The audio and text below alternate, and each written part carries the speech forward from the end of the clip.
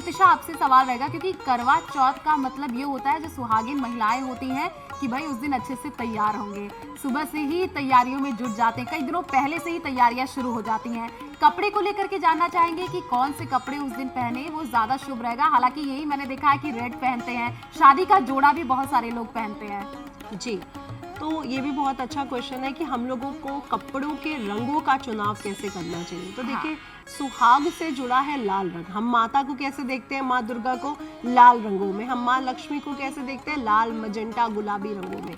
हम हर सुख समृद्धि की जो देवी है उसको हमेशा लाल, गुलाबी, पर्पल ऐसे कलर्स में खिलते हुए रंगों में देखते हैं।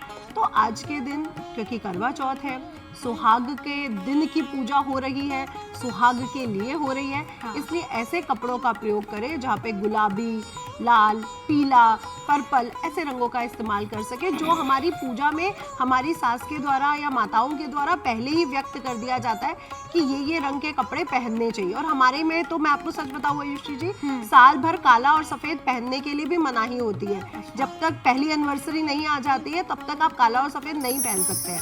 हमारे हिंदू धर्म में शुभ नहीं माने जाते, इसलिए सफेद और काला अवॉइड रहेगा। लाल, पीला, गुलाबी ये सब रंगों का इस्तेमाल आप कर सकते हैं, बहुत अच्छा रहेगा। जी, बहुत अच्छी बात ये आपने बताई। डॉक्टर पूजा, क्योंकि करवा चौथ मतलब पति और पत्नी के प्यार का दिन है, आपसे जानना चाहेंगे करवा चौथ पर ऐसा कौन सा खास उपाय करें कि पति पत्नी के रिश्ते में और मजबूती आए।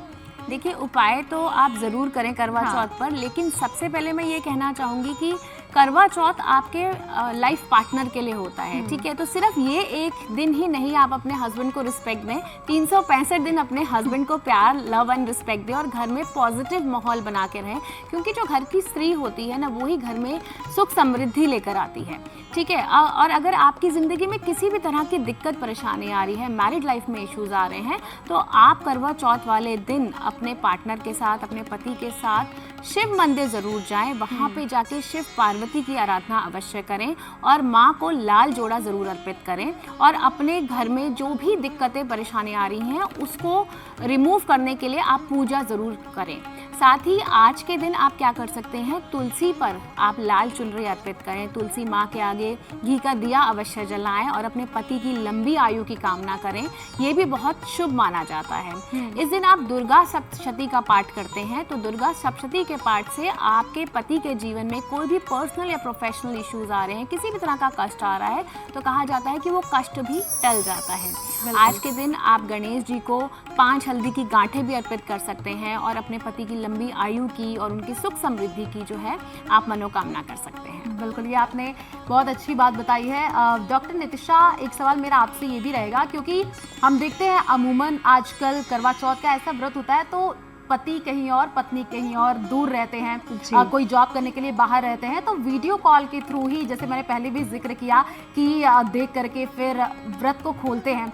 ज़रा उपाय बताइएगा किस तरीके से वो पूजा करें, क्या समय रहे दर्शकों को। देखिए, हमारी मिलिट्री में, फौज में ऐसे बहुत से पुरुष और बहुत सी महिलाएं हैं जो करवा चौथ का व्रत तो रखेंगी और वीडियो कॉल के ही थ्रू अपने पति या पत्नी को देखेंगे। ये बात बिल्कुल सही है। और ये वीडियो कॉल, ये जो विज्ञान आ रहा है हमारे सामने, जो फ़ोन में वीडियो कॉल लेके आया, ये हमारे लिए भी बहुत अच्छा है कि जो महिलाएं दूर हैं, जो पुरुष दूर हैं, कुछ अलग देशों में भी बैठे हुए हैं किसी के हस्बैंड, तो उनके लिए तो बहुत अच्छा है। तो वीडियो कॉल के थ्रू आप लोग पूजा कर सकते हैं, बिल्कुल सही है। लेकिन आपको जब चांद देखना है, चांद देखते समय ही आपको वीडियो कॉल उसी समय कर लेनी चाहिए, क्योंकि उसी समय जो छन्नी से हम चांद को देख रहे हैं, उसी से हम पति का भी प्रतिबिंब देखते हैं। तो आपको वीडियो कॉल उसी समय करनी चाहिए जिस समय आप चांद देख रहे हैं। जी, एक सवाल मैं आपसे लेना चाहूँगी डॉक्टर पूजा, क्योंकि जैसे कि मैंने कहा कि करवा चौथ पति और पत्नी के रिश्ते को और मजबूत बनाता है, लेकिन अमूमन कह सकते हैं कई बार ऐसा होता है गलती हो जाती है, व्रत रखे रहते हैं, याद नहीं होता है, कुछ महिलाएं कुछ खा लेती हैं या तबीयत बिगड़ गई, तो अचानक से तबीयत जब खराब होती है तो डॉक्टर के पास दवा, फिर कुछ खाना पीना पड़ता है, तो क्या व्रत टूट जाता है। देखिए, सबसे पहले तो शारीरिक स्वास्थ्य जो है वो बहुत ज़्यादा इम्पॉर्टेंट होता है। अगर आपसे कोई गलती हो जाती तो सबसे पहले तो वहम बिल्कुल भी मन में ना लाएं। आप अपने पति की लंबी आयु के लिए व्रत रखते हैं और ये जो व्रत होता है ना, ये भावनात्मक तरीके से बहुत ज़्यादा इम्पॉर्टेंट होता है। हाँ, गलती की माफ़ी देखिए हमेशा होती है, लेकिन अगर आप जानबूझ के पानी पी रहे हैं या कुछ खा रहे हैं तो वो तो नेगेटिव हो ही जाता है। लेकिन अगर आपने गलती से कुछ खा लिया या अगर आपकी तबीयत ठीक नहीं है, दवाई खानी पड़ रही है, तो दवाई वैसे तो देखिए जनरली आप सुबह सर्दी के टाइम पे दवाई खा सकते हैं और शाम की पूजा के बाद भी कई लोग जूस या पानी वगैरह ले लेते हैं, उस समय में आप दवाई खा सकते हैं। और सबसे पहले अपने स्वास्थ्य का ध्यान रखिए। अगर आप प्रेग्नेंट भी हैं तो प्रेगनेंसी में भी डॉक्टर की एडवाइस लेकर ही आप व्रत रखें, क्योंकि कई बार कई लेडीज़ की कंडीशन ऐसी होती है वो व्रत नहीं रख पाती हैं, क्योंकि वो गर्भस्थ शिशु के लिए भी थोड़ा सा जानलेवा हो सकता है। तो अपनी गायनेकोलॉजिस्ट से प्रॉपर एडवाइस लेकर ही आप व्रत रखें। बीच बीच में फ्रूट या फल खा सकते हैं। कहा जाता है ना कि अगर आपकी सासू माँ बोल दें तो आप खा पी सकते हैं, उनकी परमिशन से आप खा सकते हैं। फ्रेंड्स, कुछ नए नए आ गए हैं। पत्नियां व्रत रहती हैं तो पति का ये कहना है कि भाई वो क्यों रह रही हैं, हम भी रहेंगे, तो क्या ये सही है? देखिए, सुख और सौभाग्य के लिए व्रत रखा जा रहा है, और सौभाग्य की अगर हम पहले बात करें तो पत्नियों के अंदर ही इतनी क्षमता, देखिए गर्भ धारण करने की जो क्षमता है वो स्त्रियों को ही दी गई है और पुरुषों को नहीं दी गई। तो व्रत की जो क्षमता है वो स्त्रियों में ज्यादा है, क्योंकि उनकी संकल्प शक्ति बहुत स्ट्रांग है, वो आदि शक्ति का रूप है।